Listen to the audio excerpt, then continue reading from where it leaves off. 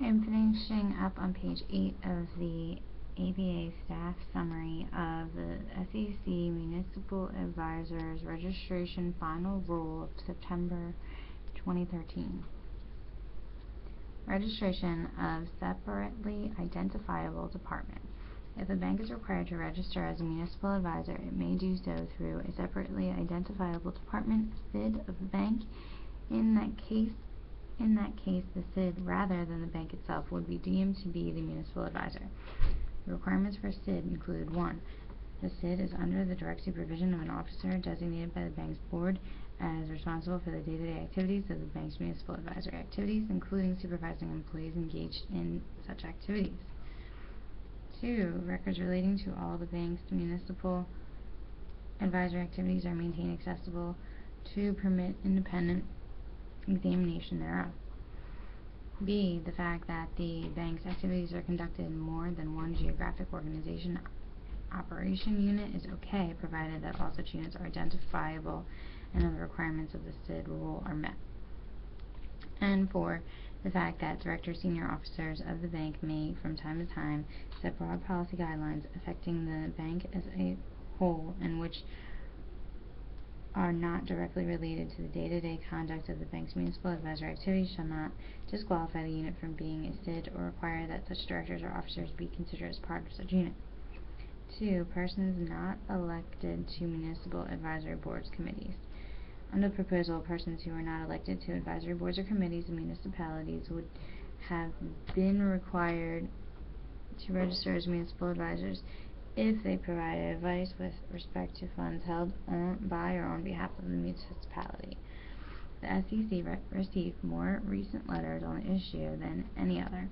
Banks were particularly concerned about this because, especially in small communities, bank employees are often called to assist local governments on financial issues. The final rule has remedied the situation. Persons serving as a member of a governing body, advertising board, or committee, or acting as in a similar official capacity are exempt from the registration requirement so long as any advice they provide is within the scope of their official capacity. Responses to RFPs or RFQs.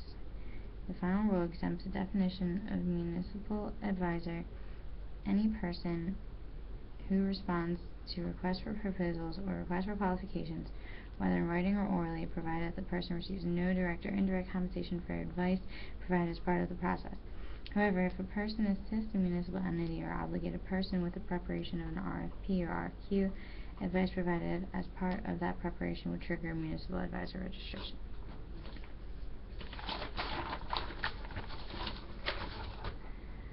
For municipal entities retaining a registered independent advisor.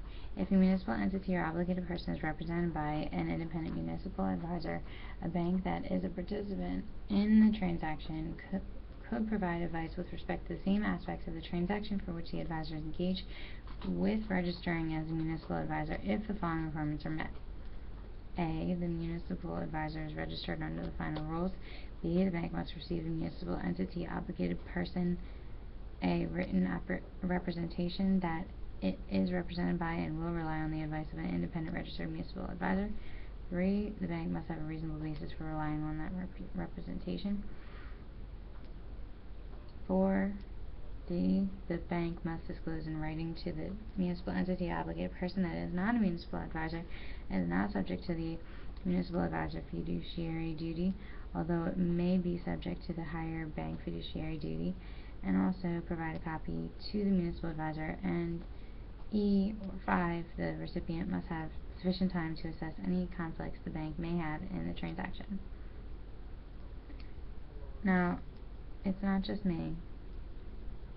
The sentence, or the introduction paragraph here, says that if they have an independent municipal advisor, the bank can give advice to the same aspects of the transaction for which the advisor is engaged with registering as a municipal advisor in the following requirements, if the following requirements are met.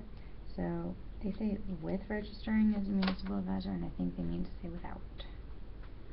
Anyway, 5. But before we get to 5, the key consideration for use of this exemption is whether the bank would be advising on the same aspects of the transaction for which the municipal advisor was hired. So they're underlining that part again.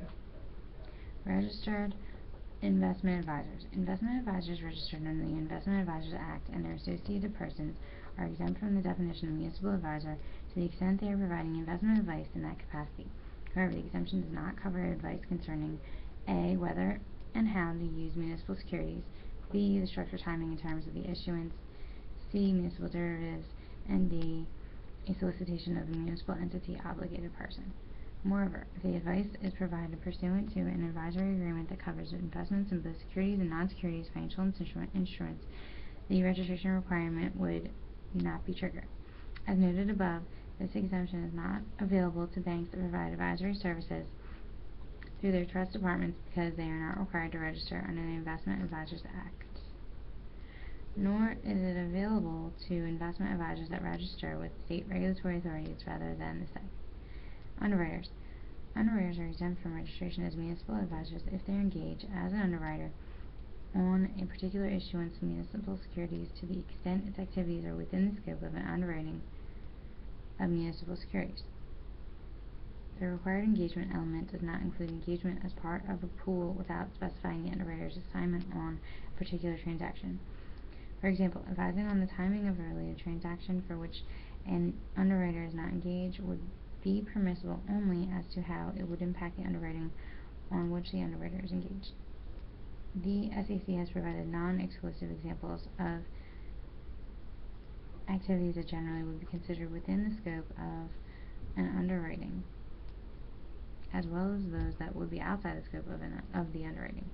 The agency expects that the requirement that an underwriter be engaged on a particular transaction will lead to entering into engagement letters earlier in the process than occurs today. With respect to sales of securities to municipal entities, obligated persons unrelated to an underwriting, the SEC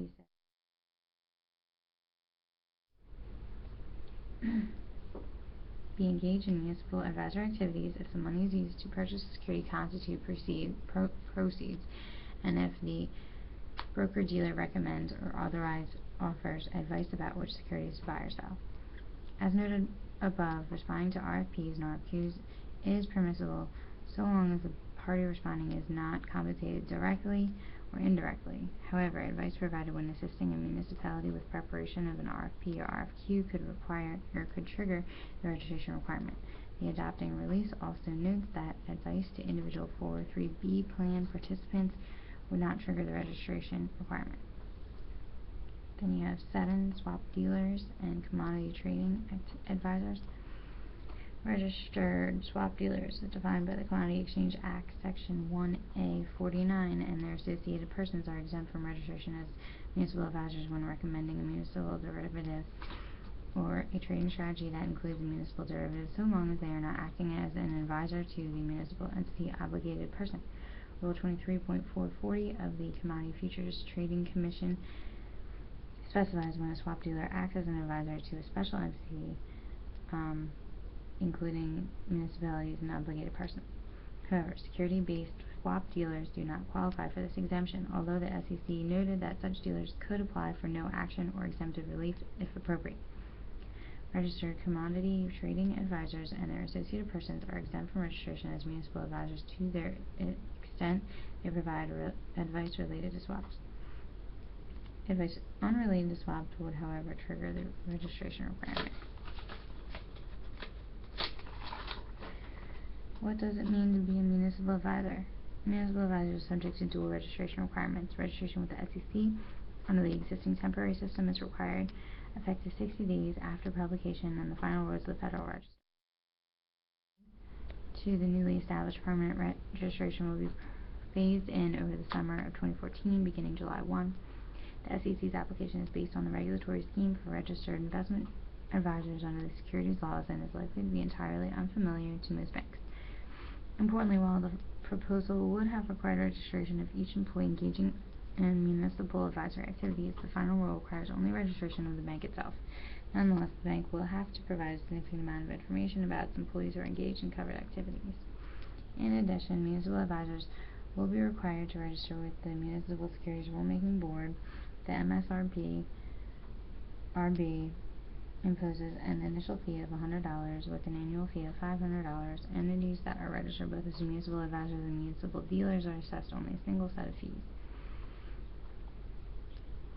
The MSRB is required to write rules for municipal advisors implementing statutory fiduciary duty and establishing fair dealing, pay-to-play prohibitions, professional qualifications, ongoing education requirements. The agency has previously proposed those rules but withdrew them because of uncertainty surrounding the definition of municipal advisor. The MSRB will re-propose its previous proposals in light of the SEC's final rule. Municipal advisors are also subject to record-keeping requirements.